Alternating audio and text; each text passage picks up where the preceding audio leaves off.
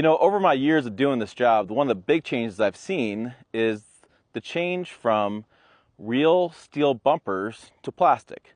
In this case, we have a throwback a little bit. So this is a 2025 Jeep Wrangler 4xe. It's the Rubicon X package, and it's got the hybrid setup where you have the plug-in hybrid.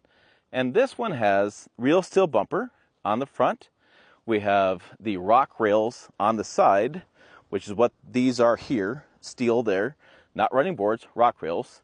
And then we have a real steel bumper in the back. The idea with that is when you hit a rock off-roading or a boulder, whatever you happen to hit, you are not going to damage the body of the Jeep, right?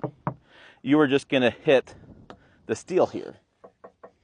And you are just going to damage that, which if you nick that or whatever, you just take a little can of paint, you paint it off, or, you replace the bumper if you really hit something hard, right? So that steel is going to protect the vehicle. The reason things have changed is in a crash scenario, this doesn't become like the popcorn effect. It doesn't crumble. There's no crumble zones in this. And so it does tend to hurt the passenger more in a front accident, passengers, driver, people in the vehicle, because you're not crumbling, right? So that's the big change over the years. I'm just kind of curious, what are you guys' thoughts on this? I hear it all the time in the comments. People want real bumpers on trucks. Trucks have to have real bumpers. And then you see some of these accidents where, people are just walking away with scratches. And they're doing speeds in 60, 70, 80 mile an hour.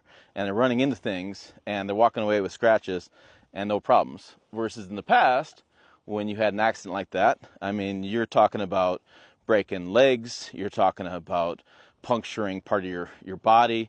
Maybe you puncture a lung. Maybe you take a steering wheel through your sternum. Maybe you hurt your heart or something. I mean, you're talking about deaths in those situations. So it is interesting. It's kind of the place we're at these days, where we have a lot of back and forth on this debate over steel bumpers and protecting the vehicle versus the crumble zones and protecting your life. So, what do you guys think of this setup?